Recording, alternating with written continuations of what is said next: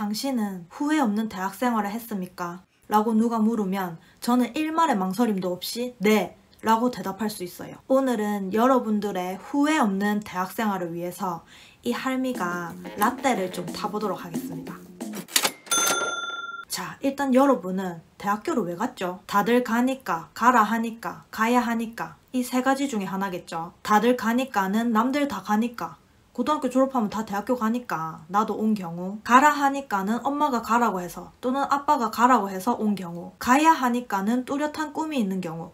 예를 들어서 나는 이국종 교수님처럼 훌륭한 의사가 될 거야. 그러면 의대를 가야 하잖아요.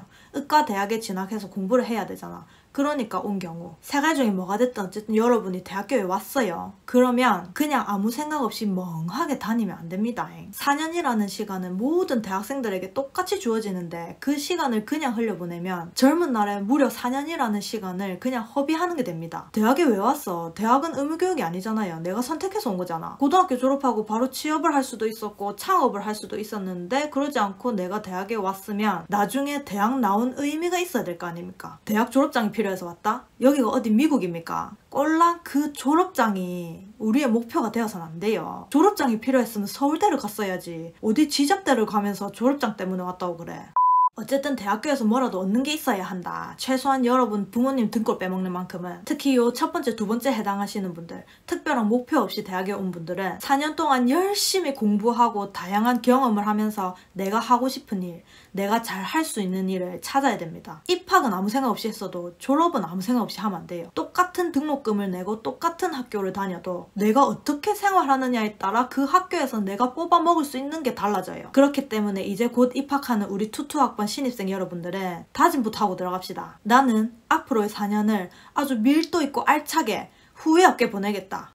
일단 여러분 대학교를 돈 내고 다니면 안 돼요. 대학교는 돈 주고 다니는 데가 아니에요. 무조건 공부해서 장학금 받아야 됩니다. 요즘 보면 대학생들이 너무 재테크에 빠져있는 경우가 있던데 학생의 본분은 뭡니까? 공부죠, 공부. 장학금 하나 못 받아서 등록금 내는 주제에 무슨 재테크입니까, 재테크는. DB 쪼는 것도 아니고. 저 같은 경우는 장학금을 못 받으면 제가 학비를 감당해야 했기 때문에 시험 기간마다 아주 미친 듯이 스트레스를 받으면서도 열심히 공부했어요. 그래서 장학금을 받았는데 학점이 높으면 좋은 점이 또 뭐냐면 학교에서 하는 다른 사업에도 지원을 하면 합격할 확률이 높아요. 예를 들어 해외 교환학생 같은 거 성적으로 뽑거든요. 불성실한 학생을 남의 학교에 보낼 순 없잖아. 그리고 기숙사도 보통 기숙사는 학년 올라갈수록 성적 순으로 자르기 때문에 살아남기가 힘들어요. 근데 저는 4학년 졸업할 때까지 기숙사에 붙어 있었거든요. 자취파, 기숙사파가 있는데 저는 사실 기숙사 체질이라서. 왜냐면 기숙사는 일단 급식을 먹기 때문에 규칙적인 생활을 할 수 있고 무엇보다 학교 안에 있기 때문에 안전하고 시간 절약할 수 있고 돈도 적게 들어요. 그래서 학점 관리는 기본이다. 그럼 어떻게 하면 학점을 잘 받냐? 각 교수님들의 스타일을 빨리 파악해야 돼요. 교수님마다 수업 스타일, 시험 스타일, 어떤 식으로 답안지를 제출해야 점수를 잘 주는지 그런 게 있거든요. 근데 신입생 때는 이런 감이 잘 안 잡히잖아요. 처음 수업을 들으니까. 그러니까 얼른 과 선배들이랑 친해져서 물어봐야 되는 거지. 특히 공부 잘하는 선배. 그래서 기숙사가 유리해요. 공부 잘하는 애들만 모여있으니까. 어떤 식이냐면 우리 과의 어떤 교수님은 무조건 답안지를 길게 적어내면 점수를 잘 줬어요. 어떤 주제에 대해서 서술하라 그러면은 완전 그 챕터를 통째로 적어야 A뿔을 받는 거예요. 그래서 저는 그냥 책을 통째로 외우고 시험을 들어갔거든요. 또 이런 경우도 있었어요. 3학년 전필, 전공 필수 과목인데 시간표로 봤는데 나랑 스타일이 너무 안 맞는 교수님이야. 진짜 내가 이 교수님한테 수업 들으면 아무리 열심히 해도 A뿔을 못 받겠다 싶은 그런 교수님이 계셨어요. 딱 한 분. 그래서 제가 그 수업을 남들 다 들을 때 안 듣고 일부러 나중에 계절학기 때 계절학기까지 등록해서 다른 교수님이 그 과목을 할 때 들었어요. 심지어 남의 학교까지 가서 국립대끼리는 교차 수업을 했었거든요. 그래서 기어이 A뿔을 받았어요. 그렇게까지 했습니다. 저는 장학금 받으려고. 내 전공에 재미를 붙여야 돼요. 재미가 없어도 어떻게든 재미를 붙이려고 노력은 해봐야 돼. 근데 그렇게 해도 도저히 전공이 내랑 안 맞다 싶으면 그걸 억지로 끌고 갈 필요는 없어요. 왜냐면 더 잘 맞는 전공이 있을 수도 있으니까. 만약에 진짜 안 맞다 싶으면 바꾸면 돼요. 복수 전공으로 다른 전공을 공부해볼 수도 있고 전과를 해도 되고 아예 다른 대학으로 편입을 해도 되고 방법은 많으니까 부모님 눈치 보지 말고 아니다 싶으면 빠른 판단을 해야 됩니다. 저는 이런 후배도 있었어요. 시험 기간에 이제 기숙사 마룻바닥에서 다 같이 모여서 밤늦게까지 공부를 하고 있었는데 저는 그때 3학년이었는데 1학년 후배가 갑자기 언니 인생이란 뭘까요? 이러는 거예요. 그래서 제가 너무 당황해가지고 그 먹던 컵라면을 엎었거든요. 어머 야가 지금 엄청난 고민이 있는갑다. 하기 싫은 공부를 억지로 하니까 도저히 자기랑 안 맞는 전공을 전공하니까 시험 기간에 이건 진짜 아니다 싶었는지 그때 그 길로 학교를 때리치우고 올라갔어요. 그리고 서울의 미대를 가더라고요. 그 후배가 지금 미국 뉴욕에서 의자 디자인 하고 있어요. 저도 몰랐어요. 걔가 또 그런 쪽으로 감각이 있는지는. 제가 그 동생 만나러 2020년에 뉴욕 가려고 했었는데 코로나 때문에 못 갔는데 무역학과에 다니고 있는 구독자분께서 저 취업할 때 스펙이 어떻게 됐었는지 물어보신 적이 있어요. 저는 지방에 있는 국립대 무역학과를 나왔고 학점 4.3점, 토익 965점, 토스 180점, 자격증 2개, 그리고 공기업 인턴 경력이 있었어요. 아주 평범하죠. 저는 근데 이런 것들은 진정한 스펙이 아니라고 생각해요. 학력은 학사, 석사, 박사 내가 어느 수준까지 교육을 받았냐, 학점은 학생으로서의 태도, 얼마나 성실하게 공부를 했냐, 어학점수, 글로벌 인재로서 최소한의 자질을 갖추었냐, 자격증은 전공에 대한 전문 지식이 있느냐를 보는 건데 그런 건 가장 기본적인 것들이지 이게 무슨 스펙이야. 진짜 스펙은 내가 사회에 나가서 특정 역할을 해낼 수 있는 능력이에요. 직무 능력뿐만 아니라 대인관계 능력, 의사소통 능력, 협업 능력, 리더십, 책임감 이런 거 있잖아요. 그런 게 중요한데 그런 건 어떻게 쌓느냐?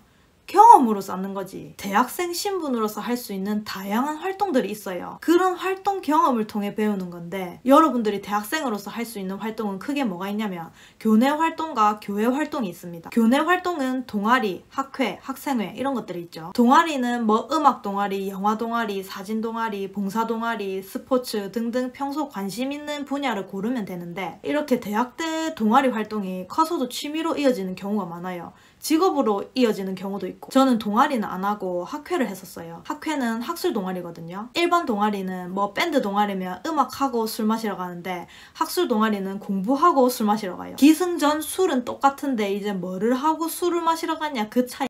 학생회는 말 그대로 학생회, 총 학생회가 있고 단과대 학생회가 있고 과 학생회가 있어요. 학생회 회장 하고 싶은 사람 해서 투표로 뽑습니다. 보통 회장이 있고 부회장이 있고 그 밑에 간부들이 있어요. 그리고 교회 활동은 이제 흔히 말하는 대외 활동인데 봉사활동, 서포터즈, 홍보단 이런 것들이 있어요. 이게 제가 했던 대외 활동 수료증입니다. 제가 진짜 대학생 때 연예인 스케줄보다 바빴어요. 짠! 저의 대학 생활을 한 페이지로 정리해봤는데요. 한번 하나씩 쭉 훑어볼게요. 먼저 학회는 제가 무역학과라서 4년 동안 무역학술 동아리를 했어요. 그리고 3학년 때는 학과 학생회 활동도 했는데 제가 학생회 활동을 할 때 제 베프가 우리 학회 회장을 했었어요. 그래서 그때 제가 신입생들을 우리 학회로 많이 꼬셔서 데리고 왔지. 이거 2개 하면서 술 많이 마셨습니다. 맨날 MT 가고. 그리고 국가근로장학생 근장은 학교 도서관에서 근무했었고요. 산업시찰단, 직업 멘토링 이런 거는 뭐 무조건 손들어서 했지. 그때 현대중공업이랑 포스코 견학 가고 삼성중공업에 재직 중인 선배님이랑 멘토링도 하고. 여러분 학교 홈페이지를 적극 활용해야 돼요. 홈페이지에 공지사항 있잖아요. 무슨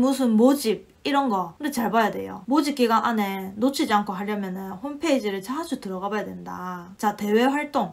한국무역협회 홍보대사는 뭐냐면 이겁니다. 이거. 한국무역의 미래를 이끌어갈 대학생들을 통해 무역의 중요성에 대한 의식을 함양하고 한국무역협회의 기능과 역할을 널리 알리는 활동. 한국무역협회 키타 알죠 여러분? 서울 삼성동 코엑스 있잖아요. 트레이드타워.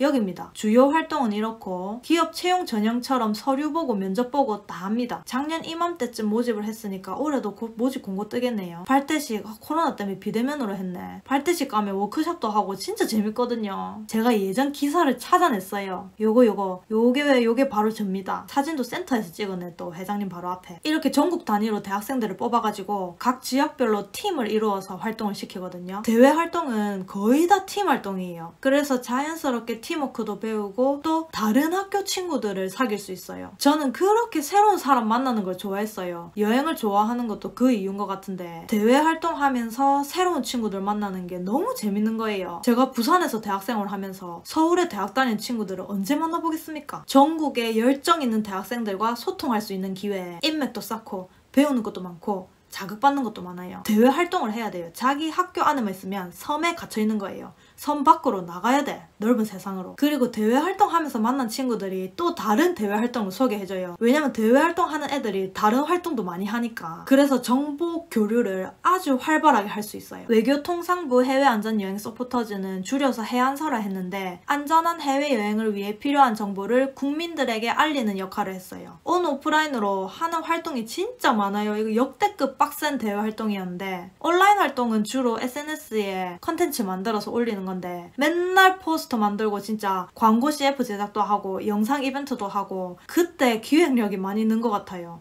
그리고 블로그 포스팅도 엄청 했어요. 제가 여기 유럽을 갔다 와서 이거를 했거든요. 유럽 여행 에피소드를 바탕으로 지원서를 써서 합격했었어요. 역시 경험이 경험을 낳더라고요. 어쨌든 블로그 쓸 때도 유럽 배낭 여행기를 쓰면서 그 끝단에 자연스럽게 여행 안전 정보를 전달하는 식으로 했어요. 오프라인 활동도 각종 캠페인 한다고 구청, 공항, 여객터미널, 유학박람회 등 안 다닌 곳이 없어요. 김포공항에서 한복 입고 돌아다닌 적도 있어요. 외교부 리플렛만 주면 시민들이 관심 없어서 안 받으니까 자체적으로 우리끼리 여권 지갑 만들어서 같이 나눠주기도 하고. 여러분, 해외에서 위급 상황이 발생했다. 그럼 어디로 연락해야 되게요? 몇 번으로 전화해야 되는지 모르죠? 여기로 전화해야 돼요. 3210-0404. 이게 영사관 할 때 영사거든요. 요즘엔 영사 콜센터 앱을 깔면 무료로 전화할 수 있어요. 이렇게 서포터즈는 주로 특정 기관이나 기업의 마케터 역할을 해주는 활동입니다. 그러면서 그 기업을 직간접적으로 체험해볼 수 있는 기회이기 때문에 여러분이 만약에 관심 있는 기업이 있으면 그 기업에서 하는 대외 활동을 한번 찾아보세요. 요즘 모집 중인 서포터즈 뭐가 있나 한번 볼까요? 롯데제과 스위트 크리에이터. 롯데제과의 신상과자를 포함한 다양한 제품을 직접 리뷰하고 다양한 마케팅 활동을 한대요. 과자 실컷 먹고 실무자한테 멘토링도 받고 개꿀이네요. SK텔레콤은 T프렌즈 경영활동 및 기획 프로젝트에 참여하고 SKT 서비스와 기술을 체험하면서 인사이트를 제시하는 활동. LG생활건강에서는 빌려 쓰는 지구스쿨 대학생 크리에이터 기자단을 모집하는데 활동비도 주고 잘하면 장학금도 준대요. 내가 이런 활동을 했어. 그러면 나중에 롯데나 SKT나 LG생활건강에 취업할 때 유리하겠어요? 안 하겠어요? 완전 유리하지. 그러니까 알겠죠 여러분? 노는 것도 똑똑하게 놀아야 한다. 세계개발원조총회 이거는 2011년도에 부산 백스코에서 개최된 엄청나게 큰 행사인데 여기서 제가 통역사 지원을 했거든요. 이 경험은 제가 자소서에도 썼더라고요. 세계인이 모이는 곳이면 발로 뛰어 그 현장을 경험해보고 싶었기에 여러 국제행사에 참여했습니다. 첫 시도는 세계개발원조총회였습니다. 160개국의 고위인사 2000여 명이 참석하여 대규모 세션이 진행되는 현장에서 회의 문서 관리와 통역사 지원을 담당했습니다. 이때 제가 역대급으로 불특정 외국인이랑 소통을 많이 했고 또 힐러리랑 반기문 사무총장님이 연설하는 걸 직접 봤어요. 6개국의 통역사들과 끈끈한 유대감을 형성하여 업무 효율을 높였고 그 중에 독일 할아버지 통역사가 있었는데 그분이 한 5개국어를 했는데 통역 경력이 거의 30년 그랬거든요. 그때 되게 잘 챙겨주셨었는데 잘 지내실지 모르겠네요. 살아 계실지도 모르겠네. 회의장 업무를 도우며 각종 행사장을 누비는 적극성을 발휘했습니다. 성공적인 행사의 모든 것은 각 직원들의 땀과 협력으로 이루어진다는 것을 깨닫고 주인의식을 바탕으로 한 적극적인 업무 태도를 지니게 되었습니다. 그때 깨달았죠. 아, 이런 국제행사는 그냥 치러지는 게 아니라 행사 기획부터 해서 현장에서도 수많은 운영진들, 스태프들, 자원봉사자분들의 땀과 노력으로 이루어지는구나. 행사 끝나고 수료증을 받는데 아, 내가 기여했구나 생각이 들어서 뿌듯하더라고요. 그래서 그 뒤로 여수 세계엑스포도 가고 부산국제영화제도 갔어요. 근데 부산국제영화제는 솔직히 부산에서 대학생활 하면서 부국제 자봉도 한번 안 한다는 건 말이 안 되죠. 여수 엑스포는 살아있는 바다, 숨쉬는 연안이라는 주제로 2012년도에 전남 여수에서 개최된 세계박람회죠. 여수 엑스포는 진짜 구경할 게 너무 많았어요. 오셨던 분들 알겠지만 국제관, 주제관, 해양관, 기업관, 아쿠아리움, 비고쇼. 저는 또 자원봉사자 복장이니까 어디든 들어갈 수 있잖아요. 진짜 행사장 구석구석까지 다 구경했어요. 그때 진짜 퇴근하면은 같이 일하는 언니들이랑 맨날 여수 밤바다 이러면서 진짜 여수 밤바다 나가서 맥주 마시고 주말에는 여수 여행, 게장 먹으러 가고 막 여수에 안 가본 데가 없어요. 그래서 요즘도 가끔 여수 가면은 그때 추억이 떠올라서 가슴이 뭉클합니다. 여수 엑스포는 원래 못 갈 뻔했었어요. 발대식을 하는데 발대식은 무조건 참석을 해야 되는데 하필 키타 홍보대사랑 발대식 날짜가 겹친 거야. 키타는 서울에서 하고 이건 여수인데 자원봉사자 숙소 키도 발대식 때 받아야 있어야 되는데 그래서 엑스포 조직위원회에 전화해서 사정을 해서 결국 다른 선배한테 수수키 좀 대신 받아달라 하고 서울에 발대시 끝나자마자 그 짐을 들고 새벽 4도로 기차를 타고 여수에 내려왔는데 또 숙소에 못 들어가서 놀이터에서 밤을 샜어요 제가. 그때 대단지 아파트, 조경이 이쁜 브랜드 아파트를 처음 경험해봤어요. 여기가 엑스포장인데 건너편 위에 여기 힐스테이트 아파트가 우리 숙소였거든요. 여기 요즘 얼마지? 모의 유엔회의 이건 뭐냐면 제가 한날 TV를 보는데 유엔회의라 하는데 학생들이 나와서 기조연설을 하고 있는 거예요 영어로. 와 너무 멋있는 거야. 그 장면이 딱 각인이 됐어요. 그러면서 내가 그 모습이 되어보는 걸 상상만 하고 넘겼었는데 그 뒤에 우연히 부산에서 그 모의 유엔회의를 한다는 소식을 들었어요. 그것도 제가 관심이 있으니까 제 귀에 들렸겠죠. 그래서 제가 도전을 했습니다. 그게 이제 대학생들이 세계 각국의 외교관이 되어서 실제 그 유엔에서 하는 것처럼 아젠다를 가지고 회의를 하는 거거든요. 그때 제가 멕시코 대표단으로 참가를 했는데 이제 멕시코라는 나라의 입장에서 얘기를 해야 되는 거죠. 다른 국가 대표단들이랑 싸워야 돼요. 좋게 말해 협상이지 거의 말로 싸우는 거거든요. 그리고 회의 초반에 앞에 나가서 기조연설을 해야 되는데 보고 읽으면 안 되고 앞을 보고 해야 돼. 암기를 해야 되는 거죠. 그래서 그때 준비하면서 유명 인사 연설 다 찾아서 들어보고 맨날 내 목소리 녹음하면서 연습하고 이게 그때 제가 낭독했던 기조연설문이거든요. 그때 의제가 기후변화 관련이었어서 기후협약 이런 거 다 뒤지고 진짜 공부 엄청 했었어요. 이렇게 어느 국가들이 탄소 관세에 반대하는지 파악하고 각 재생에너지별로 현황, 멕시코의 정책은 어떻게 되는지. 이제 탄소를 많이 배출하는 나라는 주로 선진국들인데 실제 그로 인한 기후변화의 피해를 많이 입는 쪽은 개도국이나 못 사는 나라들이었거든요. 그래서 이게 진짜 회의를 하다 보면 그 나라의 입장으로 감정이입이 되더라고요. 부산시 멘토링은 이제 중학생들 방과 후에 1대3으로 수학이랑 영어 과외를 했어요. 여학생들 할 때는 애들이 너무 이쁘고 착해가지고 하나도 안 힘들었는데 남학생들 가르칠 때는 너무 힘들었어요. 애들이 공부에 관심이 없어. 맨날 맛있는 거 사달라 하고 선생님한테 장난치려 하고 제 신발을 숨기는 거예요. 내 집에 못 가게 하려고. 그리고 교육은 뭐 부산 세관에서 관세물류 아카데미 수료했고 대학생 무역 캠프 이거는 이거 하면서 운영진으로 참가했었고 창업 캠프 가서는 뭐 했었는지 찾아보니까 결혼 정보 회사를 차렸었더라고요. 연 매출이 2,500만 원. 해외 경험은 이렇게 있는데 이게 다 제가 알바해서 번 돈으로 간 거예요. 이거랑 이거는 학교 돈으로 간 거고 학교 돈으로 공부하러 가고 학교 돈으로 놀러 가고. 여러분 해외는 부모님 돈으로 가는 게 아닙니다. 학교 돈이나 나라 돈으로 가는 거예요. 교환학생 때는 진짜 제 인생의 가장 행복한 시기였어요. 주말마다 배낭돌로 메고 여행 다녔었거든요. 여러분 직장인 되면 경제적으로는 여유롭더라도 학교처럼 방학이 있는 게 아니니까 길게 막 몇 달씩 시간을 내기는 힘들거든요. 그래서 대학생 때가 진짜 여행 적기예요. 적기. 꼭 많은 곳으로 여행하면서 시야도 넓히고 다양한 경험을 하시길 바랍니다. 어쨌든 저는 이 모든 것을 스펙을 쌓아야지 생각하고 한 적은 없어요. 그냥 제 스스로가 재미를 느끼는 걸 찾아서 하다 보니까 이렇게 쌓인 거예요. 그래서 취준할 때 다들 자소서 쓸 게 없다는데 저는 쓸 게 너무 많아가지고 오히려 많으니까 뭐를 갖다 붙일지가 고민인 거예요. 그래서 여러분도 나중에 졸업할 때 나의 대학생활을 돌아보면서 이렇게 적을 게 하나도 없으면 안 되는 겁니다.